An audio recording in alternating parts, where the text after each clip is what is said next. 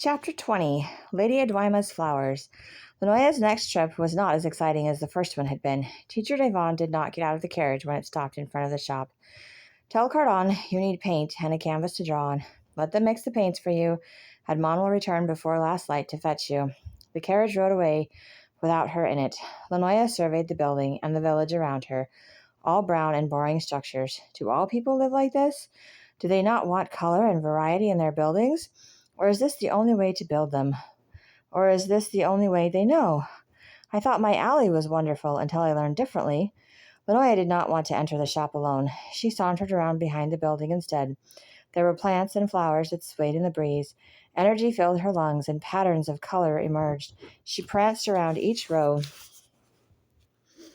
admiring their beauty. I did not know this existed in Thayers. It is magnificent. It is so magnificent, and the light makes the colors so vibrant. The darkness in the even must hide its beauty. The energy burned her lungs, and Lanoya gasped for air. Some girls were plucking petals off flowers. She bolted over to them. "Stop! You are messing it up!"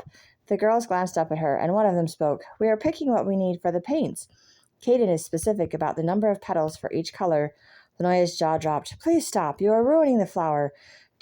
Why do you not pick a whole flower that will not be missed or will not change the atmosphere of the garden?"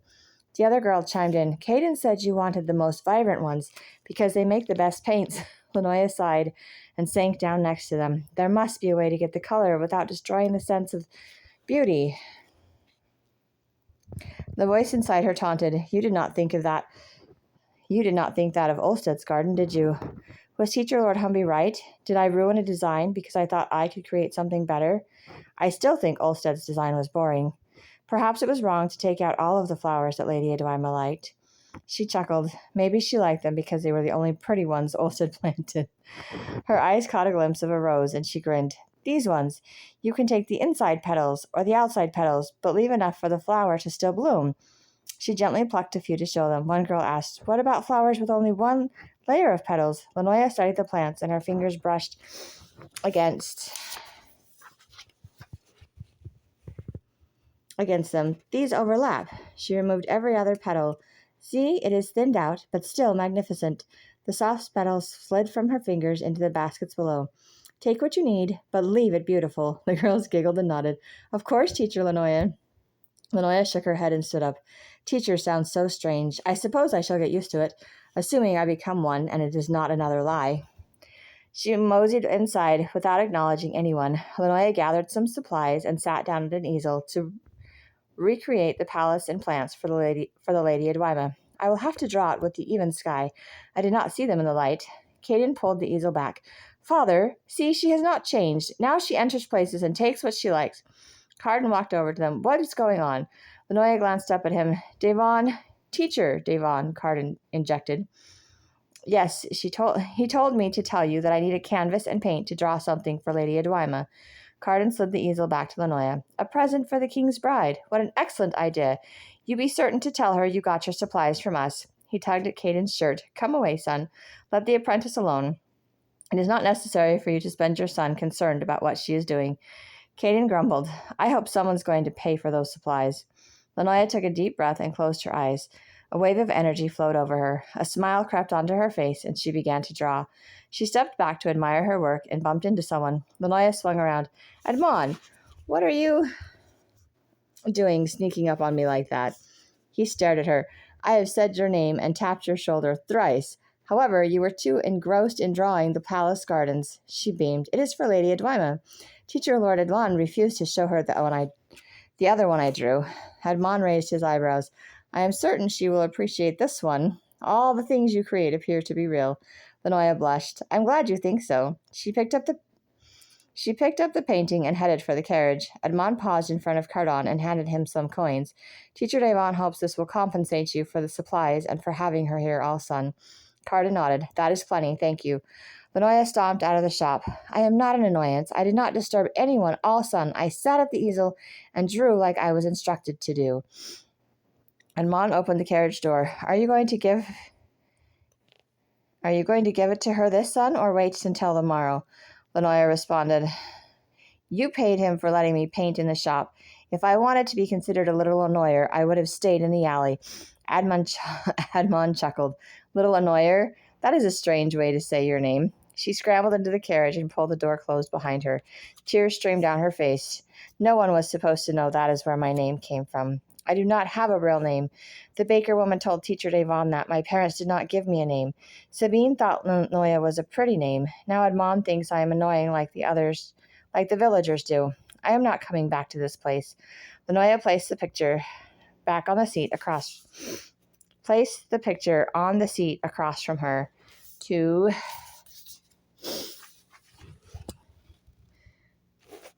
across the seat.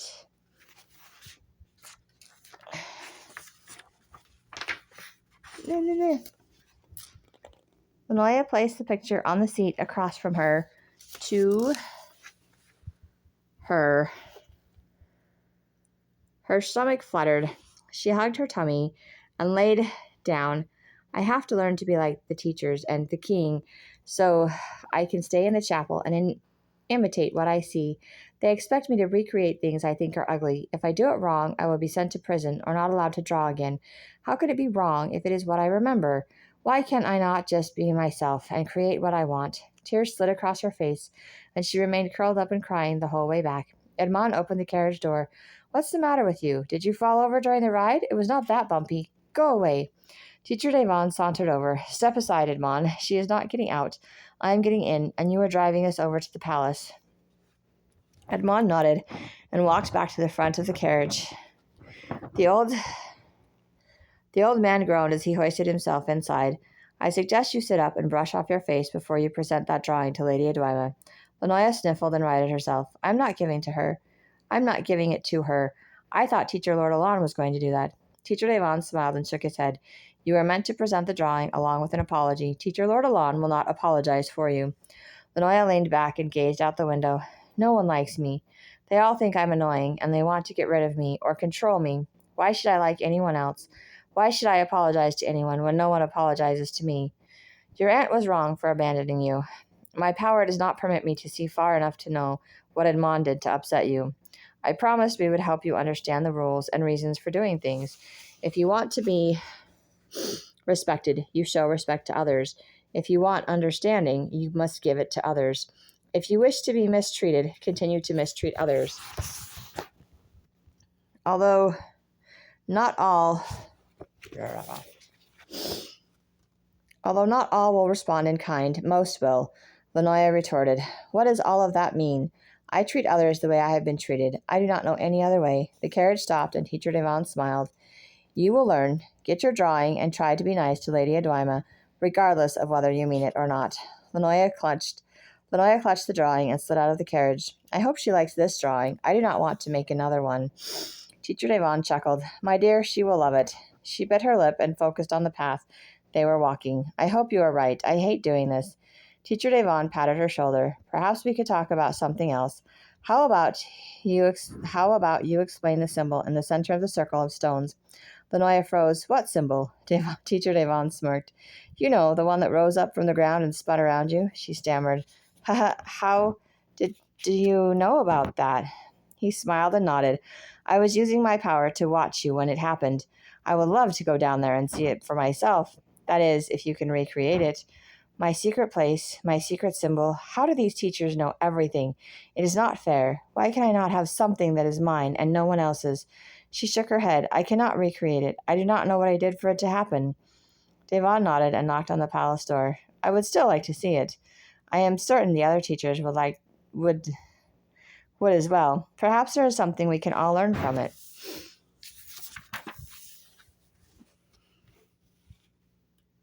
The door creaked open, and out popped jolly, plump Sabine. She clasped her hand over her mouth. My sweet child, I am so glad to see you. She squeezed Lanoya. I was hoping you would come stay with me in the palace and help run things here. Sabine paused and brushed Lanoya's hair off her face. That is why you have come back? Lanoya attempted a smile. I forgot all about Sabine. She scrubbed my skin off and insisted she wanted me. I do not want to work in the palace, and I do not want her to give me another bath. Lanoya held out the picture. I made this for Lady Edwina. It is my punishment for changing Olsted's garden. Sabine frowned. I see. I was unaware you had a power of the land. She pointed down the hall. Her ladyship is in the throne room with King Alfredo. Teacher Devon placed his hand on top of Lanoya's head and steered her down the corridor. Thank you, Sabine. The throne room was the same. Lanoya stepped to the side of the red carpet. Teacher Devon pulled her back. Wait until you are called. She glared up at him. I'm not here to see the king. I just want to hand my picture to the lady and leave. Teacher Devon shook his head and repeated, Wait until you are called. Lanoya surveyed the room. There did not appear to be a line or order. How do they know who was next? The white-bearded Teacher Lord Alon approached them. I will take that. You may return to the chapel. She handed him the drawing and turned to leave, but Teacher Devon hugged her back again. Does she not owe the lady an apology as well? King Alfredo shouted.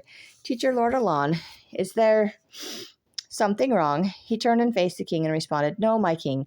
The orphan girl has brought her rendering of Lady Edwima's flowers. Lady Edwima smiled and clasped her hands together.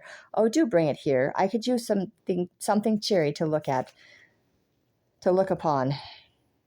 Teacher Lord Alon nodded, bowed, and shoved the drawing into Lanoya's hands. Be quick, be polite, and do not step on the red carpet. Lanoya grimaced and sashayed up to the throne. She held the drawing up to Lady Edwima. I am sorry I did not see your flowers in the light, so I can only paint them with the even sky. Lady Edwima leaned away from the drawing. How dreadful! They sparkle and sway. The toddler clapped and giggled. Purdy! The king snatched the painting. Have you learnt nothing? How dare you draw something like this for my bride? The plain-featured boy snarled. Now can we send her to the dungeons? Lanoya searched their faces for understanding. I drew what I saw. I do not know what is wrong with the painting, nor do I wish to be sent to the dungeons.